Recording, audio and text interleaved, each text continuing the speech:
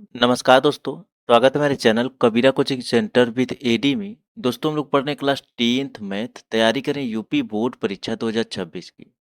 दोस्तों जो भी क्वेश्चंस हम लोग सॉल्व कर रहे हैं एनसीईआरटी एंड डॉक्टर मनोहरी की बुक से क्वेश्चन को सॉल्व कर रहे हैं। हम लोग चौथा अध्याय पढ़ रहे हैं जिसका नाम है मेरे भाई द्विघात समीकरण। इसे इंग्लिश में क्वाड्रेटिक इक्वेशंस कहते हैं। तो अध्याय चौथे में प्रश्नावली 4E के क्वेश्चन को हम लोग सॉल्व कर रहे हैं। प्रश्नावली 4E मेरे भाई कंप्लीट होने वाला है। आज की वीडियो के माध्यम से आपका प्रश्नावली 4E कंप्लीट हो जाएगा, क्योंकि प्रश्नावली 4E में कुल मिलाकर के 24 क्वेश्चन दिए हुए थे। तो पिछले वीडियो में हम लोगों ने 21 नंबर क्वेश्चन तक को सॉल्व कर लिया था। अगर उन क्वेश्चनों को आप लोगों ने नहीं देखा होगा तो डिस्क्रिप्शन में लिंक है, आप लोग जरूर देख लीजिएगा। तो आज की वीडियो के माध्यम से मेरे भाई question number 22 and 23 number question को सॉल्व कर लेंगे। तो एक क्वेश्चन आपका बचेगा। प्रश्नावली 4E में 24 नंबर क्वेश्चन दिए हुए हैं, 24 क्वेश्चन दिए हुए हैं। तो आज की वीडियो के माध्यम से 23 नंबर क्वेश्चन तक को हम लोग सॉल्व कर लेंगे। तो एक क्वेश्चन आपका बचेगा, उस क्वेश्चन को आप लोग खुद से सॉल्व कर लीजिएगा, क्योंकि बहुत क्वेश्चंस को मैं सॉल्व करा दिया हूँ और उसी टाइप के क्वेश्चन हैं। तो 24 नंबर क्वेश्चन आप लोग खुद से सॉल्व कर लीजिएगा। थोड़ा बहुत आप लोग अपने से खुद सॉल्व करने की कोशिश किया करिए। तो 24 नंबर क्वेश्चन मैं आप लोग के लिए छोड़ रहा हूँ, आप लोग होमवर्क में सॉल्व कर लीजिएगा और अच्छी तरीके से उसको ज़रूर रिवाइज भी कर लीजिएगा। तो हम लोग लघु उत्तरीय प्रश्न को सॉल्व कर रहे हैं। लघु उत्तरीय प्रश्न आपके बोर्ड एग्जाम में 4 अंक में देखने को मिलता है। ये क्वेश्चंस थोड़ा बड़े हैं तो हो सकता है ये क्वेश्चन 5 अंक में देखने को मिल सकते हैं। ठीक है मेरे भाई। तो क्वेश्चन नंबर 22 एंड 23 ये काफ़ी ज़्यादा इंपॉर्टेंट क्वेश्चंस होने वाले हैं। आपका बोर्ड एग्जाम काफ़ी नज़दीक है, तो अच्छी तरीके से पढ़ाई करिए, मेहनत करिए। चलिए, तो हम लोग क्वेश्चन नंबर 22 को बहुत अच्छी तरीके से पहले कथन को समझते हैं, उसके बाद इसको सॉल्व करेंगे। तो क्वेश्चन नंबर 22 क्या दिया हुआ है मेरे भाई? क्वेश्चन नंबर 22 दिया हुआ है, एक कुटीर उद्योग एक दिन में कुछ बर्तनों का निर्माण करता है। एक कुटीर उद्योग कंपनी है जो एक दिन में कुछ बर्तनों का निर्माण करता है। एक विशेष दिन यह देखा गया, एक दिन निर्माण करते वक्त यह देखा गया कि प्रत्येक नग की निर्माण लागत, जो प्रत्येक नग है मेरे भाई उसकी निर्माण लागत उस दिन के निर्माण किए गए बर्तनों की संख्या के दोगुने से 3 अधिक थी। मतलब एक कुटीर उद्योग की कंपनी है, मतलब बर्तनों की कंपनी है, वो निर्माण करती है। लेकिन एक विशेष दिन यह देखा गया कि जो प्रत्येक नग होता है मेरे भाई, उसकी निर्माण लागत प्रतिदिन के प्रति, यानी जो निर्माण लागत डेली लगती थी उसके प्रति एक दिन विशेष रूप से यह देखा गया कि निर्माण लागत उस दिन के निर्माण किए गए बर्तनों की संख्या के 2 गुने से 3 अधिक थी मेरे भाई। यदि उस दिन की कुल निर्माण लागत 90 रुपए थी, तो निर्मित बर्तनों की संख्या और प्रत्येक नग की लागत ज्ञात कीजिए। निर्मित बर्तनों की संख्या हम लोग को ज्ञात करना है और प्रत्येक नग की लागत ज्ञात कीजिए। प्रत्येक नग में कितनी लागत लगती है, मतलब एक नग में कितनी लागत लगती है, और निर्मित बर्तनों की संख्या ज्ञात करना है। ठीक है मेरे भाई। तो चलिए, हम लोगों ने क्वेश्चन नंबर 22 के कथन को बहुत अच्छी तरीके से समझा। अब हम लोग इसको सॉल्व करते हैं। तो चलिए क्वेश्चन नंबर 22 को हम लोग हल करते हैं। तो हम लोग क्या मानेंगे मेरे भाई? हम लोग मानेंगे उस दिन, जिस दिन की बात किया है, जिस दिन विशेष रूप से उन लोगों ने देखा था, उस दिन की बात हम लोग कर रहे हैं।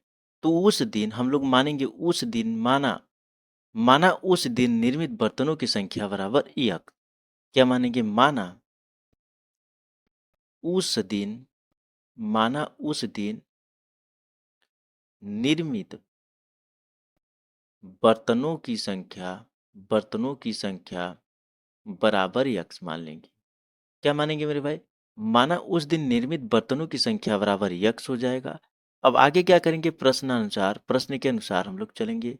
प्रश्नानुसार हम लोग क्या लिखेंगे? प्रत्येक बर्तन की निर्माण लागत बर्तनों की संख्या के 2 गुने से 3 अधिक है।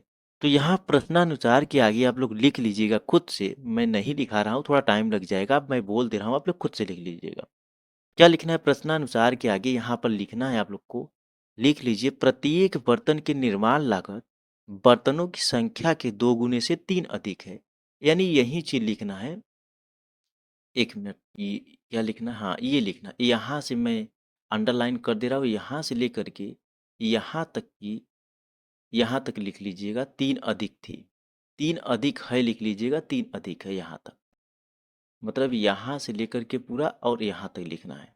ठीक है? मैं फिर से बोल दे रहा हूँ क्या लिखना है? प्रत्येक बर्तन की निर्माण लागत बर्तनों की संख्या के दोगुने से 3 अधिक है। ये लिख लीजिएगा। उसके आगे इसलिए क्या होगा मेरे भाई? इसलिए हो जाएगा प्रत्येक बर्तन की लागत क्या हो जाएगा? 2x+3 हो जाएगा। 2x+3 क्यों हो जाएगा? क्योंकि हम लोगों ने उस दिन निर्मित बर्तनों की संख्या बराबर x माना है।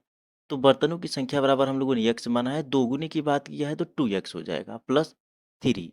3 अधिक की बात किया है तो 2x+3 हो जाएगा। चलिए अब आगे हम लोग क्या लिखेंगे? आगे लिखेंगे कुल निर्माण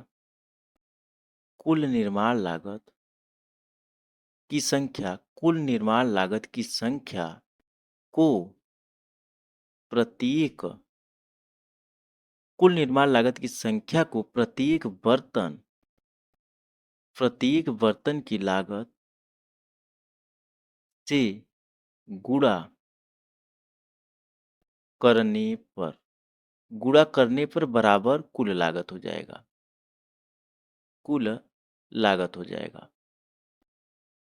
तो इसके अनुसार हम लोग लिखेंगे क्या लिखेंगे? कुल निर्माण लागत की संख्या को प्रत्येक बर्तन की लागत से गुणा करने पर तो क्या लिखेंगे हमारे पे? x+2x+3 हो जाएगा और बराबर कुल लागत कितना दिया हुआ है? 90 रुपए की बात किया है। अब देखिए इस चीज को समझिए मेरे भाई कि मैं ये क्यों लिखा हूँ, क्योंकि मेरे भाई यहाँ पर कुल निर्माण लागत की संख्या को प्रत्येक बर्तन की लागत से गुणा करने पर तो हम लोगों ने क्या माना है कि एक दिन में निर्मित बर्तनों की संख्या उस दिन निर्मित बर्तनों की संख्या बराबर x माना है। उसके बाद आगे क्या लिखा है हम लोगों ने? प्रत्येक बर्तन की लागत 2x। तो इसका गुणा करने के लिए बोल रहा है तो हम लोग गुणा कर देंगे। उसके बाद इसको हम लोग सॉल्व करेंगे तो क्या हो जाएगा? 2x² प्लस 3x बराबर 90 हो जाएगा। अब ये 90 को लेफ्ट साइड लेकर चले जाएंगे तो 2x² प्लस 3x और माइनस 90 बराबर 0 हो जाएगा। ये आपका द्विघात समीकरण का रूप हो गया। इसका गुणनखंड हम लोग करेंगे। तो इसका जब हम लोग गुणनखंड करेंगे तो क्या हो जाएगा मेरे भाई? देखिए 15 माइनस क्या करेंगे? 15 माइनस 12 कर देंगे तो क्या आ जाएगा? 3x आ जाएगा। तो क्या हो जाएगा? 2x² प्लस यहाँ पर 15 माइनस कितना हो जाएगा? 15 माइनस 12। 15 माइनस कितना हो जाएगा मेरे? 15 माइनस 12x और 90 बराबर 0 हो जाएगा। इतना होने के बाद क्या हो जाएगा? 2x² प्लस यहाँ पर 15x माइनस 12x माइनस 90 बराबर 0 हो जाएगा। इतना होने के बाद मेरे भाई यहाँ पर हम लोग क्या कॉमन ले लेंगे? यहाँ पर x को हम लोग कॉमन ले लेंगे। ठीक है मेरे भाई, एक मिनट यहाँ पर देखिए किसको कॉमन लेना है हम लोग को? x को कॉमन ले लेना है तो क्या बचेगा? 2x+15 बचेगा। 2x+15 बचेगा। यहाँ पर -6 को कॉमन ले लेना है क्योंकि 6 का मल्टीप्लाई अंदर कर देंगे तो क्या आ जाएगा? 12 आ जाएगा।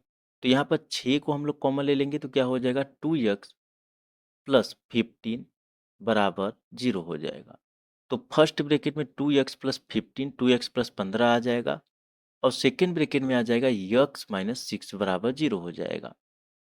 ठीक है मेरे भाई, तो x-6 बराबर 0 हो जाएगा। अब हम लोग आगे क्या करेंगे? यहाँ पर लिखेंगे यदि फर्स्ट ब्रैकेट को सॉल्व करेंगे, यदि 2x+15 बराबर 0 है तो 2x बराबर -15 हो जाएगा, यानी x बराबर -15 अपॉन में 2 हो जाएगा। ये पहले ब्रैकेट को सॉल्व किया हम लोगों ने।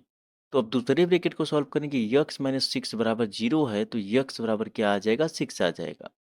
अब देखिए मेरे भाई ये जो माइनस में है, इसको हम लोग नहीं लेंगे, प्लस वाले को हम लोग लेंगे। ऐसा क्यों करेंगे मेरे भाई? क्योंकि कोई भी अगर वस्तु होती है तो वो ऋणात्मक नहीं होती है, धनात्मक ही होती है। तो यहाँ पर वस्तु की बात किया है, बर्तनों की बात किया है, बर्तन एक वस्तु है। तो बर्तनों की बात किया है तो हम लोग बर्तन हमेशा धनात्मक होंगे, ऋणात्मक नहीं होंगे। तो यहाँ पर हम लोग क्या करेंगे मेरे भाई? ऋणात्मक वाली जो वैल्यू आई है उसको छोड़ देंगे, यानी x बराबर -15 अपॉन में 2 को हम लोग छोड़ देंगे, x बराबर 6 को ले लेंगे। तो यहाँ पर एक लाइन नोट कर लीजिएगा, यहाँ पर लिख लीजिएगा, चूंकि इसको सॉल्व करने के बाद आगे चूंकि यहाँ पर आगे लिख लीजिएगा, चूंकि बर्तनों की संख्या ऋणात्मक नहीं हो सकती इसलिए यक्स बराबर -15/2 को नहीं लेंगे। क्या लिखना है? चूंकि बर्तनों की संख्या ऋणात्मक नहीं होंगी इसलिए यक्स बराबर -15/2 को नहीं लेंगे। यक्स बराबर हम लोग किसको लेंगे? यक्स बराबर 6 को लेंगे। तो यक्स बराबर 6 को लेंगे तो क्या आ जाएगा मेरे भाई? यहाँ पर लिखेंगे अतः अतः निर्मित अतः निर्मित बर्तनों की संख्या अतः निर्मित बर्तनों की संख्या क्या यक्स बराबर 6 हो जाएगी? अतः निर्मित बर्तनों की संख्या एक्स बराबर 6 हो जाएगी। तो हम लोगों ने क्या माना? प्रत्येक बर्तन की लागत प्रत्येक बर्तन की लागत हम लोगों ने क्या माना था मेरे भाई? प्रत्येक बर्तन की लागत हम लोगों ने माना था। चलिए देखते हैं क्या माना था हम लोगों ने। प्रत्येक बर्तन की लागत, हाँ, प्रत्येक बर्तन की लागत यहाँ पर है, प्रत्येक बर्तन की लागत 2x+3 है। तो यहाँ पर 2x+3 को हम लोग लिखेंगे। किसको लिखेंगे मेरे भाई? 2x+3 को लिख देंगे। तो यक्स बराबर 6 को हम लोग रखेंगे 2 इंटू 6+3 हो जाएगा। तो यहाँ पर इसका हम लोग मल्टीप्लाई करेंगे 12+3 हो जाएगा मेरे भाई। इसका हम लोग इसको ऐड कर देंगे तो 15 हो जाएगा। तो क्या हो जाएगा मेरे भाई? 15 हो जाएगा। ठीक है मेरे भाई। तो यहाँ पर निर्मित बर्तनों की संख्या बराबर क्या आ जाएगा? 6 आ जाएगा। और प्रत्येक बर्तन की लागत कितनी हो जाएगी मेरे भाई? 15 हो जाएगी। तो यहाँ पर लिख लीजिएगा, क्या लिखना है यहाँ पर? ये देखिए निर्मित बर्तनों की संख्या यक्स बराबर 6 हो गया, ये राइट है। अब यहाँ पर लिख लीजिएगा आगे प्रत्येक बर्तन की लागत, हाँ यहाँ पर लिखा हूँ ना, प्रत्येक बर्तन की लागत कितनी हो जाएगी? 15। एक बर्तन को बनाने में 15 रुपये लगेगा और निर्मित बर्तनों की संख्या कितनी है? 6 हो जाएगी। दो ही चीज पूछा था, निर्मित बर्तनों की संख्या ज्ञात कीजिए और प्रत्येक बर्तन की लागत ज्ञात कीजिए। तो निर्मित बर्तनों की संख्या 6 हो जाएगी और प्रत्येक बर्तन की लागत जो है मेरे भाई 15 रुपये हो जाएगी। ठीक है मेरे भाई। चलिए, तो ये क्वेश्चन समझ में आ गया होगा। आगे हम लोग क्वेश्चन नंबर 23 को सॉल्व करते हैं। आज का लास्ट क्वेश्चन प्रश्नोली 4 ए का लास्ट क्वेश्चन है मेरे भाई। एक क्वेश्चन 24 नंबर जो है वो आप लोग खुद से सॉल्व कर लीजिएगा। चलिए, आगे हम लोग क्या करेंगे? 23 नंबर क्वेश्चन को सॉल्व करेंगे। एक रेलगाड़ी 360 किमी की दूरी एक समान चार्ज के साथ तय करती है। एक रेलगाड़ी है मेरे भाई, 360 किलोमीटर दूर जाती है, एक समान चाल से चल के जाती है। यदि रेलगाड़ी की यही दूरी 5 किलोमीटर प्रति घंटा अधिक चाल से तय करती है तो यात्रा में 48 मिनट कम समय लगता है। रेलगाड़ी की प्रारंभिक चाल ज्ञात कीजिए। तो ये हो गया क्वेश्चन के अनुसार। अब हमारे अनुसार समझिए, एक रेलगाड़ी है जो 360 किलोमीटर दूर जाती है। अगर 20 की स्पीड में चलती है तो 360 किलोमीटर दूर 20 की ही स्पीड में जाएगी। अगर वो 50 की स्पीड में चलती है तो 360 किलोमीटर दूर 50 के ही स्पीड में जाएगी। जो दूरी है 5 किलोमीटर प्रति घंटा अधिक चाल से तय करती है, यानी 20 की स्पीड में जा रही है प्लस 5 किलोमीटर दूर प्रति घंटा के हिसाब से और बढ़ा दिया जाए तो चाल तय करती है। तो यात्रा में 48 मिनट कम समय लगता है। 48 मिनट कितना मेरे भाई? 48 मिनट कम समय लगेगा। तो रेल की चाल ज्ञात करना है, यानी रेल कौन सी स्पीड से चल रही है हम लोग को यही ज्ञात करना है। ठीक है मेरे भाई, रेलगाड़ी की चाल ज्ञात करना है, स्पीड ज्ञात करना है। तो चलिए हम लोग रेलगाड़ी की स्पीड को ज्ञात करते हैं। चलिए हम लोग क्वेश्चन नंबर 23 को भी हल कर लेते हैं। चलिए मेरे भाई, तो हम लोग क्या करेंगे? यहाँ पर हम लोग को मानना होगा, माना रेलगाड़ी की प्रारंभिक चाल बराबर यक। तो यहाँ पर लिखेंगे माना रेलगाड़ी की, क्या लिखेंगे? प्रारंभिक माना रेलगाड़ी की प्रारंभिक चाल बराबर यक। माना रेलगाड़ी की प्रारंभिक चाल बराबर यक्स हो जाएगा और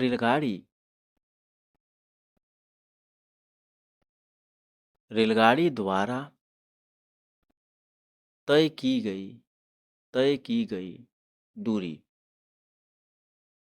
रेलगाड़ी द्वारा तय की गई दूरी कितना दिया हुआ है मेरे भाई? 360 दिया हुआ है।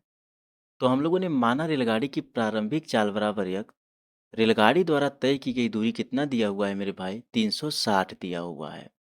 तो ये चीज़ हम लोगों ने सॉल्व कर लिया। अब आगे हम लोग क्या करेंगे मेरे भाई? अब देखिए फार्मूला समय बराबर कौन सा होता है, सूत्र जो होता है समय का क्या होता है, समय बराबर दूरी बटा चाल होता है। क्या होता है मेरे भाई, दूरी बटा चाल होता है। तो सॉरी समय बराबर दूरी बटा चाल होता है। ये सूत्र होता है समय का। क्या होता है, दूरी अपॉन में चाल होता है। तो यहाँ पर मेरे भाई दूरी कितनी बात किया है, 360 हो जाएगा। दूरी कितनी दिया हुआ है, 360 दिया है। और चाल को हम लोगों ने क्या माना है, यक्स माना है। तो यहाँ पर क्या हो जाएगा मेरे भाई, 360 अपॉन में यक्स हो जाएगा समय बराबर। अब आगे हम लोग क्या करेंगे, यदि रेलगाड़ी, आगे देखिए क्वेश्चन में क्या बोला है मेरे भाई, क्वेश्चन में क्या बोला है,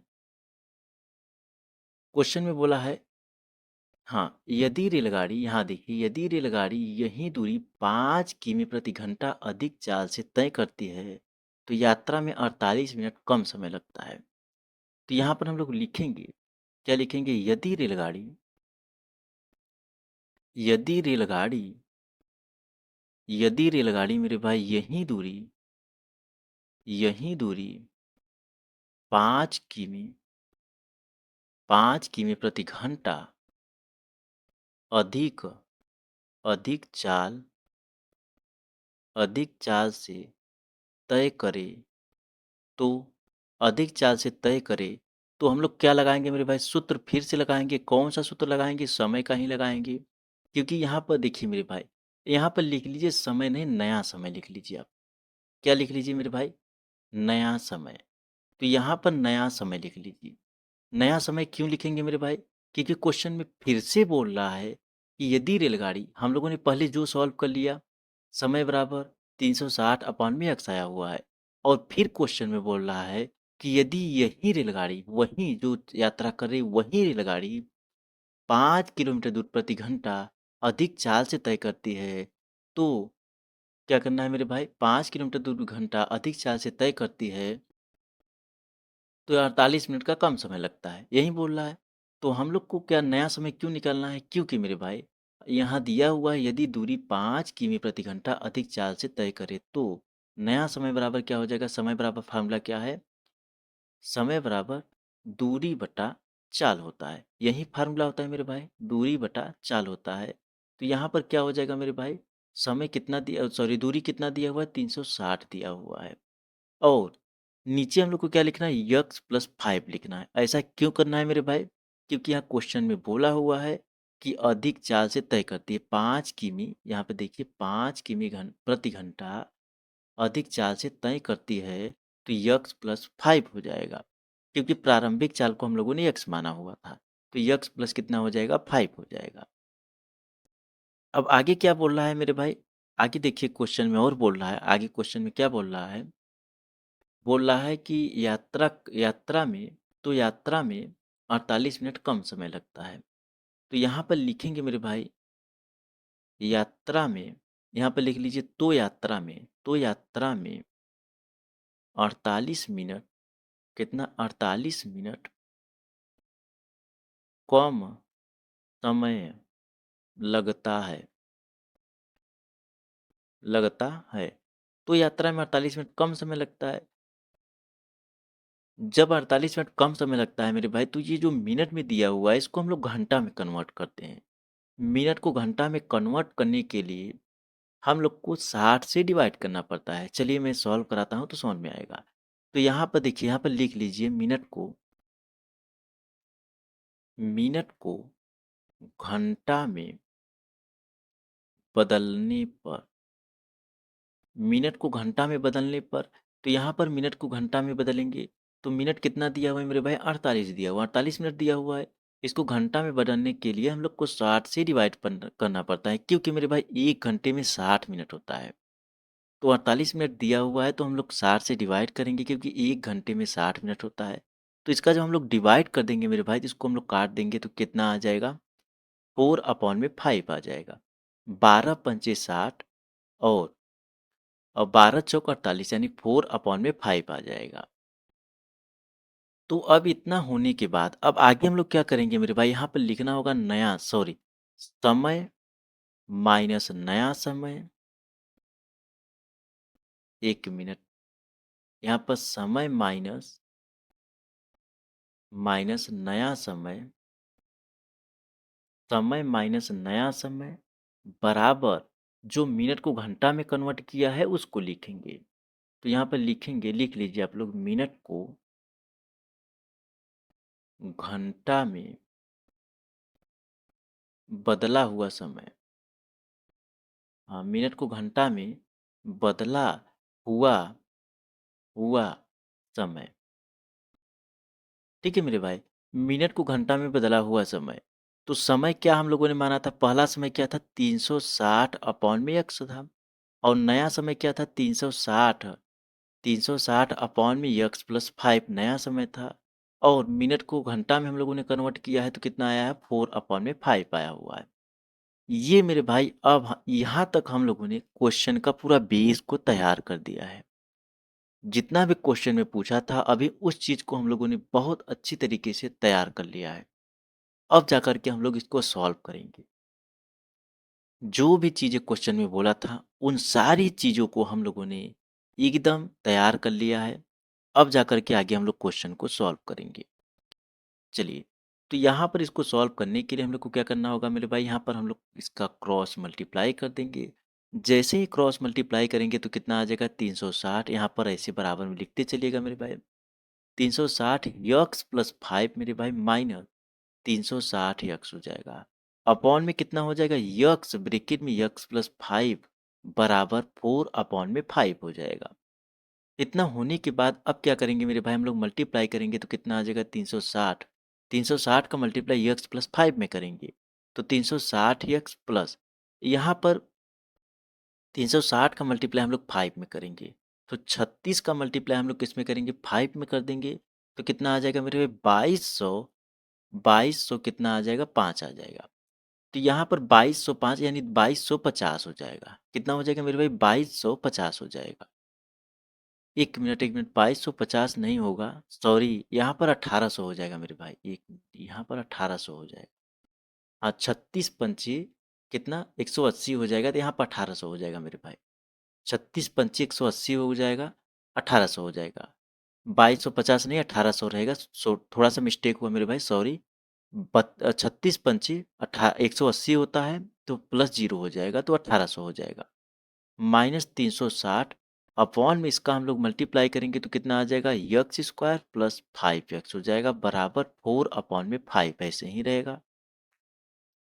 अब देखिए 360 से 360x को हम लोग काट देंगे, 360x से 360x को हम लोग काट देंगे तो बचेगा क्या 1800 अपॉन में यक्स स्क्वायर प्लस 5x हो जाएगा बराबर 4 अपॉन में 5 हो जाएगा।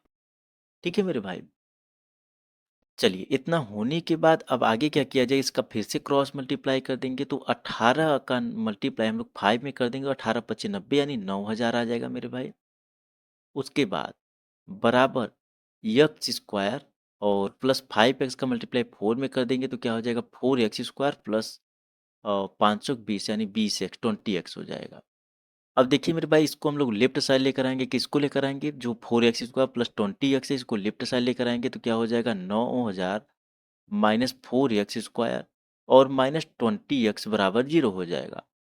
अब इसको क्या करेंगे मेरे भाई, ये इसको द्विघात समीकरण के रूप में लिखेंगे तो minus 4x square minus 20x और माइनस सॉरी प्लस 9000 बराबर 0 हो जाएगा। अब जो माइनस है मेरे भाई इसका मल्टीप्लाई हम लोग ब्रैकेट में कर देंगे तो कितना हो जाएगा 4x स्क्वायर प्लस 20x और माइनस 9000 हो जाएगा बराबर 0 हो जाएगा। अब यहाँ पर आगे क्या करेंगे मेरे भाई, यहाँ पर 4 को हम लोग कॉमन ले लेंगे तो क्या हो जाएगा एक्स स्क्वायर प्लस यहाँ पर 5x माइनस, यहाँ पर देखिए 4, यहाँ पर कितना हम लोग कॉमन ले लेंगे यानी 9000 का डिवाइड हम लोग 4 से कर देंगे तो कितना आ जाएगा 2250 आ जाएगा। यहाँ पर 2250 आएगा मेरे भाई, वहाँ पर गलती से मैं बोल दिया, यहाँ पर आपका 2250 आ जाएगा। क्यों 2250 आएगा, क्योंकि 4 का मल्टीप्लाई हम लोग 9000 में कर देंगे तो 2250 आ जाएगा। ठीक है मेरे भाई, चलिए बराबर 0 हो जाएगा। अब यहाँ पर जो 4 है मेरे भाई इसको राइट साइड भेज देंगे तो ये डिवाइड हो जाएगा, क्योंकि इनटू में है तो डिवाइड हो जाएगा तो बचेगा क्या x square plus 5x minus 2250 बराबर 0 हो जाएगा। ये आपका द्विघात समीकरण का रूप बन चुका है। अब मेरे भाई इसका हम लोग क्या करेंगे, गुणनखंड करेंगे। क्या करेंगे मेरे भाई, इसका हम लोग गुणनखंड करेंगे। तो यहाँ पर गुणनखंड करने के लिए हम लोग को क्या करना होगा मेरे भाई, इस चीज़ को ध्यान रखिएगा आप लोग। ये 2250 आया कैसे है, इस चीज़ के बारे में ध्यान रखिएगा आप। ठीक है, 2250 ऐसे आया है मेरे भाई, हम लोगों ने वहाँ पर क्या किया, 4 से डिवाइड कर दिया। 9000 में 4 से डिवाइड कर दिया, तो 2250 आ गया है। ठीक है मेरे भाई, चलिए अब हम लोग आगे क्या करेंगे, इस चीज़ को ध्यान रखिएगा। अब आगे हम लोग गुणनखंड करेंगे। तो यहाँ पर आप लोग लिख लीजिएगा। चलिए, लिखना नहीं है, गुणनखंड डायरेक्ट हम लोग करते हैं। तो गुणनखंड करेंगे तो क्या हो जाएगा, प्लस यक्स स्क्वायर प्लस यहाँ पर 50 माइनस 45 कर देंगे। कितना कर देंगे मेरे भाई, 50 माइनस 45, 50 माइनस 45 कर देंगे। उसके बाद यक्स माइनस 2250 बराबर 0 हो जाएगा। देखिए मेरे भाई, 50 को हम लोग हाँ, 50 को हम लोग 45, 50 में से 45 को माइनस कर देंगे तो 5 आ जाएगा। और 50 का मल्टीप्लाई हम लोग 45 यानी 45 में कर देंगे तो 2250 आ जाएगा। इतना होने के बाद x square plus 50 x minus 45 x और माइनस 2250 बराबर 0 हो जाएगा। ठीक है मेरे भाई, यहाँ पर यक्स को कॉमन ले लेंगे तो यक्स प्लस 50 हो जाएगा।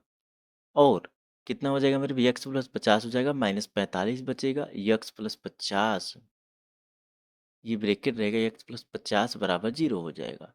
तो फर्स्ट ब्रैकेट में क्या आ जाएगा मेरे भाई, यक्स प्लस 50 हो जाएगा। और सेकेंड ब्रैकेट में यक्स माइनस 45 हो जाएगा, बराबर 0 हो जाएगा। तो यहाँ पर सॉल्व करेंगे, यहाँ पर लिखेंगे यदि यक्स प्लस 50 बराबर 0 है तो यक्स बराबर माइनस 50 हो जाएगा। कितना हो जाएगा मेरे भाई, यक्स बराबर माइनस 50 हो जाएगा। दूसरा, यदि यक्स माइनस 45 बराबर 0 है तो यक्स बराबर 45 हो जाएगा। कितना हो जाएगा मेरे भाई, यक्स बराबर 45 हो जाएगा। अब यहाँ पर एक लाइन लिख लीजिएगा, इसको हम लोग नहीं लेंगे, इसको लेंगे। क्यों इसको नहीं लेंगे, यहाँ पर लिख लीजिएगा, चूंकि यक्स बराबर, चूंकि चाल ऋणात्मक नहीं हो सकती इसलिए यक्स बराबर माइनस 50 को नहीं लेंगे। क्या लिखना है, चूंकि, यहाँ पर चूंकि चाल ऋणात्मक नहीं हो सकती इसलिए यक्स बराबर माइनस 50 को नहीं लेंगे। क्या लेंगे, यक्स बराबर 45 को लेंगे, यक्स बराबर 45 को लेंगे। तो यक्स बराबर 45 हो जाएगा, ये आपका राइट आंसर हो जाएगा मेरे भाई।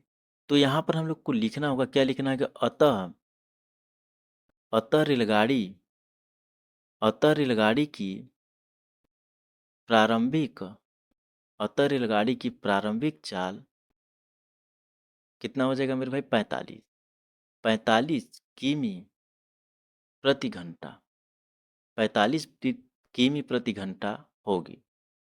अतः रेलगाड़ी की प्रारंभिक चाल कितनी होगी मेरे भाई, 45 किमी प्रति घंटा होगी। यानी यक्स बराबर जो 45 है, ये आपका राइट आंसर हो जाए।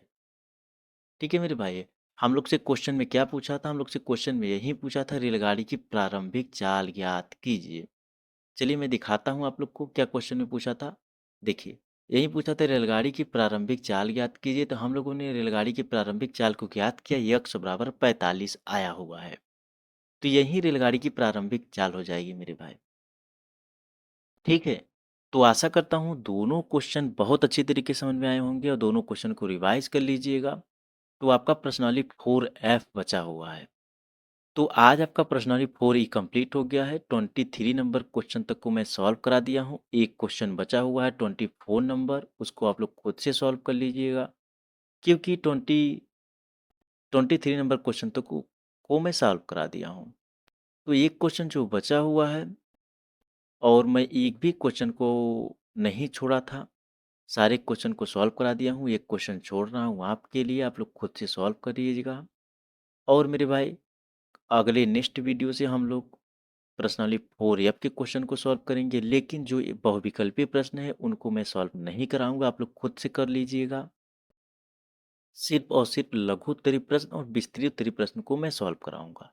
और बाकी जो बहुविकल्पीय प्रश्न है, वो जो भी क्वेश्चन हम लोगों ने पढ़ा हुआ है, वो सारे क्वेश्चंस का एकदम बेसिक चीज़ दिया हुआ, आप लोग खुद से सॉल्व कर लीजिए। ठीक है मेरे भाई, चलिए मिलते हैं फिर से एक नए वीडियो में। तब तक इन क्वेश्चनों को रिवाइज कीजिए, 24 नंबर क्वेश्चन को खुद से सॉल्व कर लीजिएगा मेरे भाई। धन्यवाद।